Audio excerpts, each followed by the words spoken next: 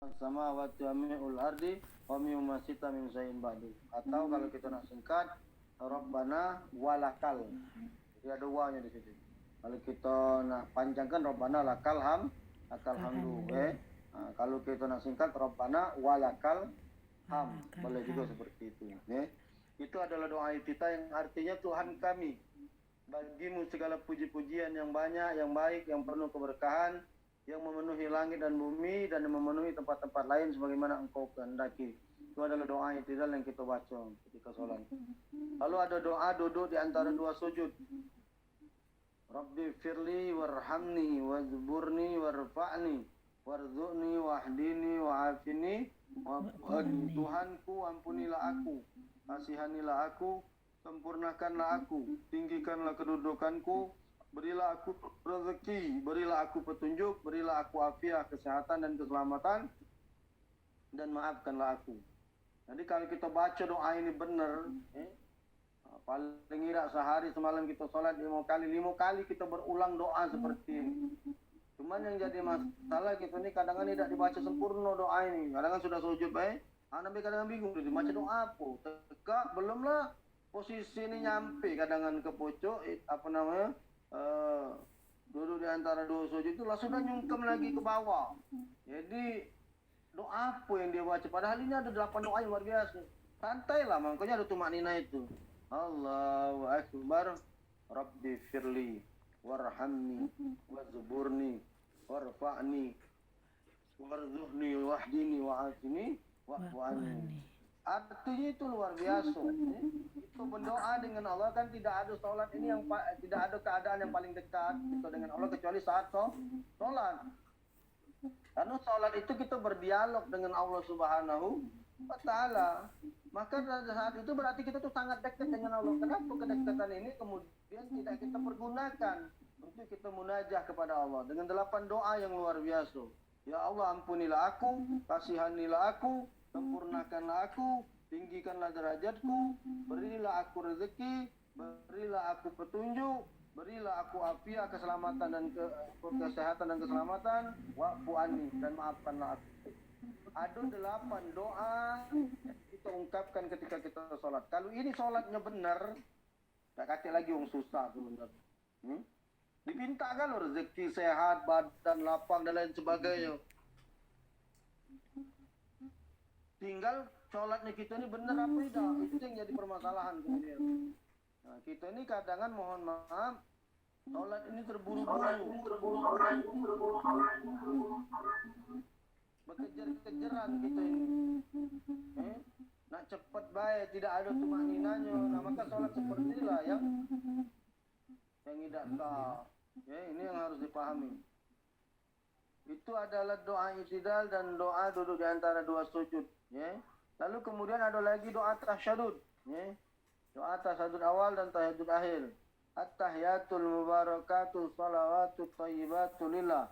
Assalamu alayka ayuhan nabiy wa rahmatullahi wa barakatuh. Assalamu alayka wa ala ibadillahi salihin. Asyhadu an la ilaha illallah wa asyhadu anna Muhammadan Rasulullah. Allahumma salli ala Muhammadin abdika wa rasulika nabiyil ummi wa ala ali Muhammadin wa azwaji wa dzurriyyati kama sallaita ala Ibrahim wa ala ali Ibrahim innaka Hamidum Majid. Wa barik ala Muhammadin wa abdika wa rasulika nabiyil ummi wa ala ali Muhammadin wa azwajihi wa dzurriyyati kama barakta ala Ibrahim wa ala ali Ibrahim fil alamin innaka Hamidum Majid. Itu adalah doa tasyahud, doa ketika kita sedang tasyahud, awal maupun akhir. Nah, sampai di sini di 3 doa ini, doa i'tidal, doa duduk di antara dua sujud dan doa tasyahud. Mungkin ada jamaah yang pengen bertanya, waktu dan tempat kami persilakan.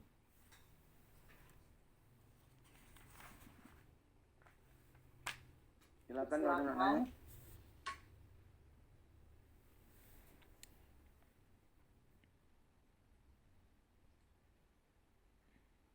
Ada yang belum jelas, ada yang ditanyakan. Assalamualaikum Ustaz. Waalaikumsalam warahmatullahi wabarakatuh. Ustadz mau tanya soal doa duduk di antara dua sujud. Itu kan biasanya kan kita kan pakai Robbi firli warhamni wajeburni warfa'ni warzukni wahdini wa'afini wa'fu'anni. Tapi dulu semasa saya sekolah, waktu saya masih belajar ngaji, zaman saya masih SMP, dulu kebenaran guru ngaji saya itu kan orang LDII Ustadz. Jadi dia pernah juga mengajarkan sama saya pakai yang 5 doa aja Ustadz. Itu diawali dari Allahumma firli warhamni wajeburni wardini wazukni. Apakah itu boleh Ustadz? Iya, jadi doa ini sebenarnya hukumnya kan sunnah. Yang rukun itu adalah duduk di antara dua sujudnya. Jadi kalau dia berbicara ya boleh, boleh ya boleh. Cuman memang ya berarti yang dipintakan cuma 5. Sementara yang disunahkan dalam kitab Safinah tadi 8. Nah cuman memang mohon maaf ya, LDI ini kadang dia memang punya pemahaman yang berbeda dengan kita. Yang memang kalau kita temukan tidak ketemu memang macam itu. Ya, karena pemahaman mereka terutama bab ibadah ini berbeda dengan kita yang mazhab Syafi'i ini. Ya, jadi gini, yang saya amalkan sih tetap yang Robbi Firli yang 8 tadi. Cuman karena dulu saya pernah diajarkan, kebetulan guru ngaji saya itu orang LDI, dia pernah nyampaikan gitu juga ke saya. Jadi contoh seperti doa tahajud juga, doa iftitah saya juga saya pakai yang Allahumma baini wa baina ya kama ba'ata. Jadi nggak seperti yang umum orang pakai gitu. Cuman yang itu saya masih amalkan karena saya ada cari-cari tahu juga, ternyata itu juga ada masalah gitu dia doa iftitah. Doa iftitah itu ada 7 atau ada 8 malah. Ini bukan cuma 2 itulah. Cuman karena kita ini belajarnya khusus di mazhab Syafi'i, maka dia mengajarkan Allahu Akbar kabira itu. Jadi kalau hadisnya ya Allah Allahumma ba'id baini. Masih banyak lagi sebenarnya doa iftitah yang diajarkan oleh Rasulullah. Artinya makanya disitulah kita tuh perlu butuhnya belajar mazhab itu. Jadi kalau kita belajar mazhab itu kita jadi paham. Kenapa tadi disampaikan saya ikut yang umumnya Ustaz? Sebenarnya bukan ikut yang umum karena memang Indonesia ini hampir mayoritas dia bermazhab Syafi'i. Ada bukan tak katik sisi kok dua wong yang mazhab Maliki, Hambali atau Hanafi itu tetap ada gitu. Tetapi memang umumnya yang paling banyak mazhabnya adalah mazhab Syafi'i. Cuman memang kita selama ini tidak diajarkan ini acara Syafi'i. Tidak, cuman kita duduk di musola, belajar ngaji, misalnya kan diajari guru ngaji kita. Nah, kita tidak sadar bahwa yang diajarkan oleh guru ngaji kita dulu waktu kita kecil-kecil sesungguhnya itulah yang diajarkan oleh mereka itu adalah mazhab Syafi'i. Karena memang guru-guru kita itu rata-rata mereka bermazhab Syafi'i seperti itu. Oke, Ustaz, terima kasih Ustaz. Sama. Ustaz, mau nanya Ustaz. Oh ya jadi mati terkejut juga modalnya. Linda nih dari Al Jamiah juga dia nih. Mana mukanya? Saya itu kan pernah ini Ustaz, saya kan belum puasa. Mau sholat sunat masjid. Nah, ketika saya sudah Al-Fatihah itu azan Ustaz. Nah, jadi ada yang noel kayak itu dibatalin, enggak boleh lagi dia bilang kayak itu Ustaz. Jadi terpaksa batal lah Ustaz sunatnya tadi itu. Nah, jadi kan bingung. Apa yo kalau itu kan enggak tahu Ustaz bahwa sudah ada enggak tahu, belum pikir kan belum. Pasti sempat ini kayak itu Ustaz. Begitu Al-Fatihah itu Ustaz azan. Jadi Bu enggak usah lagi. Karena itu sudah tidak boleh lagi katanya. Waktu lagi sholat itu ada ngomong maksudnya itu? Iya di toel, sudah itu di toel, tidak usah lagi. Di toelnya nian, tidak usah sholat lagi itu. Itu udah diterangkan Ustadz waktu itu kan, yang sudah diterangkan antara azan dan qomat itu kalau sama cak kejadian ini, sama cak kejadian kawan Ustadz tuh agak setengah kopling lah dia lagi sholat kan, Allahu Akbar. Kawan anak masuk ke dalam masjid, begitu masjid diingat dia ini sholat, kawan aku ini ngacung ke jempol, macam maksudnya bagus. Dia lagi sholat, dia jawabnya pula, sip katanya. Parah ini. Jadi perlu dijelaskan, ketika kita sholat, lalu kemudian berkumandang azan, maka yang kita lakukan yang diajarkan Rasulullah, segera singkatkan sholatnya, jangan sibuk menjawab azan. Setelah selesai sholat, baru kita menjawab azan. Tetapi kalau kita baru sholat sunat, lalu kemudian muadzin qomat, itu yang batalkan. Jadi kalau kita baru sholat, ya Allahu Akbar, baru nak baca Allahu Akbar kabira, tahu-tahu muadzin koman, Allahu Akbar, Allahu Akbar, la ilaha illallah, maka lepaskan sholat sunat ini, batalkan, bergabung dengan orang-orang sholat berjamaah. Tapi kalau azan terus kebaik, tapi dipercepat sholatnya, lalu sibuklah lalu kemudian jawablah azan. Jangan kita lagi sholat, Allahu Akbar, Allahu Akbar kabira, Allahu Akbar, Allahu Akbar, Allahu Akbar. Asyhadu alla, enggak usah. Jadi enggak usah sibuk menjawab azan. Selesaikan sholatnya, selesai sholat baru jawab azan. Tapi kalau kita lagi sholat sunnah, kemudian sholat wajib dikumandangkan iqamah, itu yang benar, batalkan sholatnya, bergabung dengan sholat berjamaah. Karena tidak ada sholat ketika iqamah sudah dikumandangkan. Itu pun kalau kita baru nak sholat. Tapi kalau kita sudah turun 1 rakaat, naik rakaat kedua, cepat baik bacanya, baca Fatihah, mungkin tidak usah baca ayat pendeknya, langsung rukuk, langsung sujud, lalu kemudian salam, seperti itu. Iya. Ya, makasih Ustaz. Iya, bingung Ustaz. Jangan bingung lagi. Lamut tuh bingung itu sian. Makanya cepat datang tuh biar tidak ke. Masih ada lagi yang lain, silakan.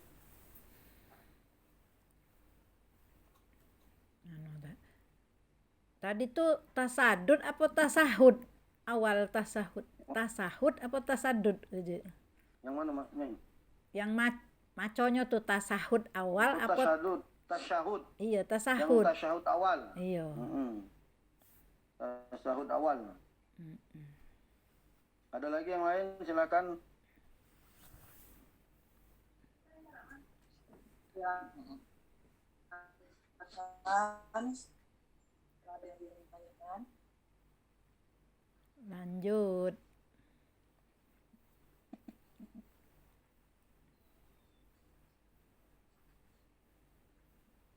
Ustadz, ini kan tidak lama lagi masuk bulan Ramadan.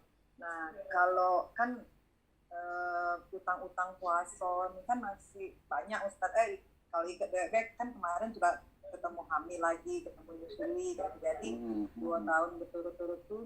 Itulah memang ibu-ibu ini luar biasa memang baik. Ada lagunya kan kemarin kan Ustadz sudah sampai kan lagunya kan. Ibu, kaulah wanita yang mulia, derajatmu 3 tingkat dibanding ayah. Kau mengandung, melahirkan, kandung lagi, lahir lagi, kandung lagi, lahir lagi. Jadi utangnya malah tidak terbayar-bayar gitu kan. Iya, Ustaz, Kita rencana nak bayar utang, kandung lagi. Memang ibu-ibu ini tobatnya waktu ngelahir ke tobat sambelnya ini. Tidak lagi. Hanya kalian dok. Tak nyamuk 3 bulan ngulang lagi. Ngapo jadi dokter positif lagi. Jadi tobatnya tobat terus. Pertanyaannya Mbak Ike, gimana? Jadi cak mana Ustadz caranya, takutnya sampai di Ramadan belum habis utang puasa yang numpuk ini tadi Ustadz. Jadi yang pertama menjelang Ramadan ini yang harus diwaspadai bukan cuma utang puasa, tapi juga utang bolu, utang jilbab, utang kue-kue. Nah, kan yang ketahui itu kan itu ada dari itu. Ya. Jadi, Linda tuh jualan kuenya, bukan dia berutang. Dia ngutangi. karena menjelang puasa ini bahaya Nyai, karena memang lebaran kemarin saya kalau utang baju baru, utang jilbab baru, utang mak subah, mak lampir, enggak diutang itu. Utang 10 bulan, makannya cuma 2 hari selesai kan. Jadi yang pertama harus diwaspadai selain utang puasa, coba diingat-ingat dulu masih ada utang mak subah, mak lampir dan lain sebagainya tadi. Ay temennya ketawa, jangan teringat dengan utang itu ya. Iya biasa Ustaz, ibu-ibu pengajian kan banyak godaannya, banyak yang nawarin. Bukan banyak godaan menurut Ustaz, memang minta goda itu. Tidak apa-apa, ngutang lagi lah. Cuman ingat-ingat kalau kita mati tinggal utang, Rasulullah dah galak nyolat kinyo. Jadi wong mangkonya kalau wong meninggal itu yang paling baik itu umumkan dulu bahwa mulai hari ini almarhum atau almarhumah ini seluruh urusan utang piutang dan sebagainya ditanggung oleh keluarganya atau oleh anaknya. Ahli warisnya. Kita ini galak salah, sholat dulu, baru nyampe ke kan permohonan maaf kalau ini ada utang, padahal sebenarnya itu disampaikan di awal sehingga waktu disolatkan itu memang posisi jenazah ini sudah tidak kacau lagi urusan, utang piutang segalanya sudah diambil oleh ahli musibah, oleh anaknya atau oleh keluarganya. Maka balik ke pertanyaan baik tadi, gimana utang puasa yang kemudian belum lunas Ustaz, sementara puasa sudah masuk lagi. Yang pertama bayar kafarat, bayar kafarat, nunjuk makan fakir miskin, satu hari puasa yang ditinggalkan memberikan satu fakir miskin. Jadi kalau tinggalnya 30 kali karena apa namanya tuh Nipas. Masa kita nipas. bayar utang puasa kita nih tadi. Beda dia dengan utang sholat. Kalau sholat itu tidak ada dibayar, tapi kalau utang puasa ini wajib dibayar. Maka ketika datang puasa, utangnya tetap harus dibayar, tapi ditambahi dengan bayar kafaratnya. Bukan berarti sudah bayar bayar kafarat itu beda lagi utang dengan lunas, fidyah ya, Ustaz? bukan. Tapi kalau dia menyusui, dia tidak puasa karena menyusui anaknya, maka itu dua dia, fidyah dia bayar, utang puasa tetap emaknya wajib bayar. Ini yang kalau tidak dipahami sama ibu-ibu. Karena dia menyusui, dia cuma bayar fidyah baik, dia tidak galak bayar utang puasa. Padahal utang puasa itu tetap wajib dia bayar. Seperti itu. Ini yang kemudian banyak terjadi di kalangan ibu-ibu. Ini yang harus dipahami.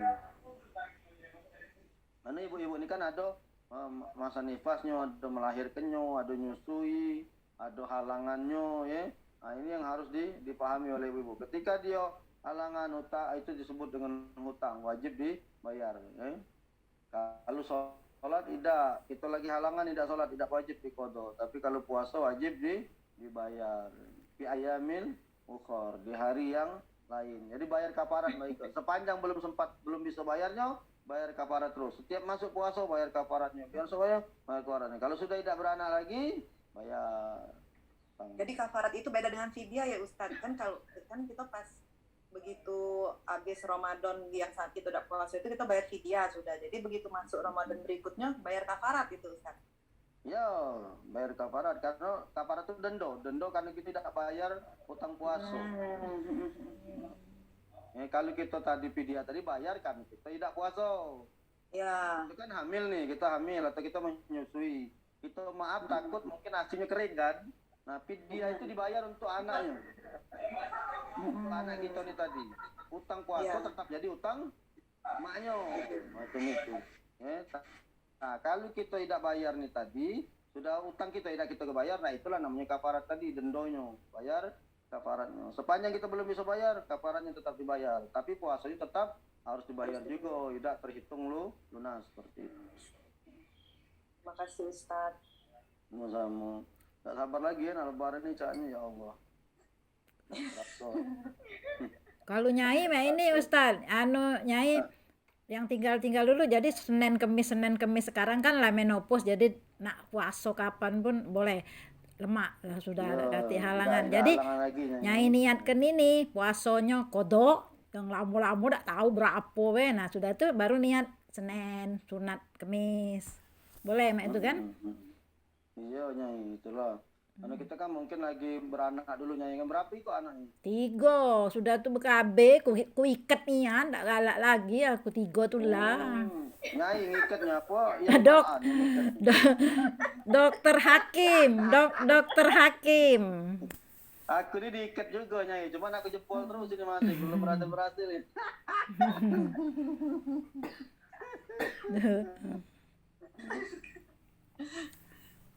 Ustadz, cak mana kalau utang puasa misalnya cak almarhumah ya itu Ustadz? Utang puasa? Ada tak kewajiban kami anak-anaknya kayak sholat kan kemarin mengkodoh sholat gitu Ustadz ya? Kalau puasanya cak mana Ustadz? Ya dia kan sakit kan waktu itu kan? Tidak puasa yang sebelum tidak puasa, maka kita bayar apa ya karena dia sudah meninggal kan? Berarti dia memang tidak mampu untuk membayarnya. Ya. Maka kita cukup bayar fidyahnya baik. Makanya fidyah itu yang paling abdol dibayar itu setiap meninggal ke puasa. Karena kita tidak pernah tahu baru jalan puasa 5 dia meninggal. Itulah bayar 30 kan seperti itu. Ya. Maka yang paling abdol fidyah itu ketika kita meninggal tinggal ke puasa, unjuklah makan 1 kali fakir miskin, sikap fakir miskin, unjuklah makan 1 hari ya, bukan 1 kali tuh. 1 hari itu mana. Jadi setiap tinggal bayar, itu yang paling bagus. Ada orang ini galak ditundanya dulu kan. Ada juga kadang kan sekaligus langsung dibayarnya be. Jadi kejadiannya tahu meninggal dunia macam itu. Artinya dia sakit, dia tidak mampu lagi untuk bisa membayarnya kan. Jadi kewajiban dari ahli waris cukup bayar fidyahnya. Cak Mano dengan hutang puasa almarhumah di saat masih muda, misalnya saat menyusui kami atau hamil kami, yaitu nah Ustaz. Perlu bayar kafarat lagi atau Cak Mano Ustaz? Apakah kita anak ini paham maksud anak memang kita tahu hutang orang tua. Kalau kita tahu anak berpengaruh dengan guru anak baik, anak niatkan puasa untuk almarhumah. Karena kita termasuk ahli waris kan. Kita tidak sampai ke kakek di debat mana dalil wamininya kan.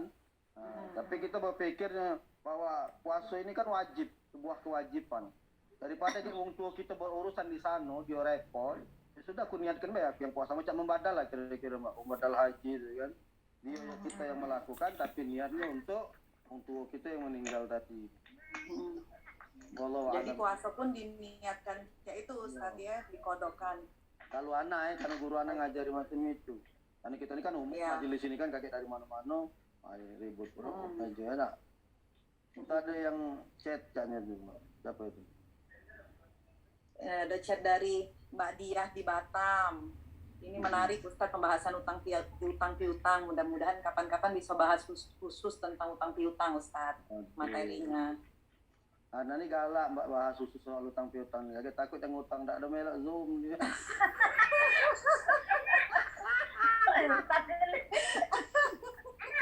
Merasa tersindir sekali saya. Kayak lemah-lemah hari ini Rami, kita nambah utang kali ini.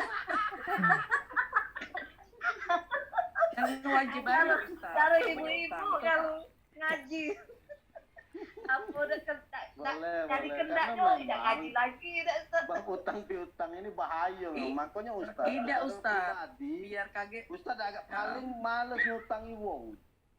Kenapa kita repot ngutang ini? Kalau kita tidak nagih kayak jadi salah kita kan. Kenapa kita tidak ingat ke katanya waktu di akhirat. Itu pula Ustaz, tak pengen tahu pula. Ya, makanya kita pengen tahu Ustaz, biar sebelum kita kaget dipanggil tuh tahu pula tentang utang piutang. Galak nyolat di wong yang meninggal utang. Berarti kan penting masalah utang itu. Nanti kita buat kajian khusus lah bab utang piutang. Tapi itu tadi tanggung jawab ini, jangan sampai yang biasa ngutang ini tidak ada hadir ini. Minta ikhlas kelah. Iya lah Ustaz, biar yang punya utang tuh semangat untuk mengembalikan Ustaz.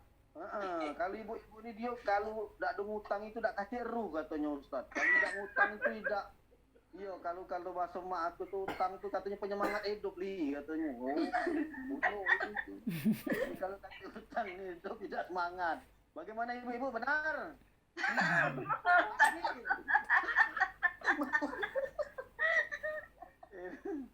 Hidup ibu-ibu. Kita bahas tergantung request dari MC nanti moderator kapan kita nak bahas bab utang ini. Bagus itu mengingatkan kita ya. Iya Ustaz, bagus. Makasih Ustaz. Ya, sama-sama. Saking pentingnya utang tuh diumumkan itu. Kalau ada utang, piutang, nah itu. Ya, sudah tuh katanya. Diambil alih dulu. Walaupun kita lah deket surga katanya, masih ada utang, belum boleh masuk. Nah, makanya penting bayar utang tuh. Aku yang paling kaya itu bukan yang banyak hartanya, bukan yang rumahnya besar, bukan yang mobilnya bagus, tapi umatku yang paling kaya itu yang dia tidak meninggalkan utang. Tak kata utang, ya.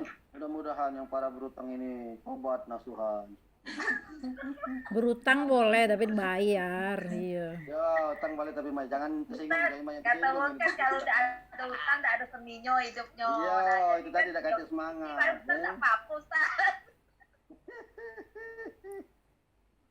Kalau Ustaz paling tak galak ngutangi. Sering galak jemaah tu datang ke rumah Ustaz, tak berasa anak paling males, paling anak kasih Jadi anak daripada ngutangi sama anak anjuk 10-20 juta sudah tak usah bayar. 10-20 juta minta aku. Ayo nak datang aku. Besok nak datang ke rumah Ustaz tidaknya terus. Ya lah, kita datang rame-rame kita. Ayo Nyai kita tempat Ustaz. ya, siap amplopnya ya. Sama papi nyimak Jangan. apa ini. Jangan Ustadz kabur nanti kami datang ya. Anak aku sak Ya, kelas ya, boleh. boleh ganti ya. Silakan, masih ada yang ingin ditanyakan? Pasti punya waktu 5 menit sebelum jam 9. Besok ada di rumah ada Ustaz. Nah, Kau Itu tukang rusuh yang nanya itu. mekot Nyai, mekot terbang kami dari Banten kalau Nyai. mau Kalau utang anu. tadi nah Ustaz ditanya laju. Kate, masih di rumah ya.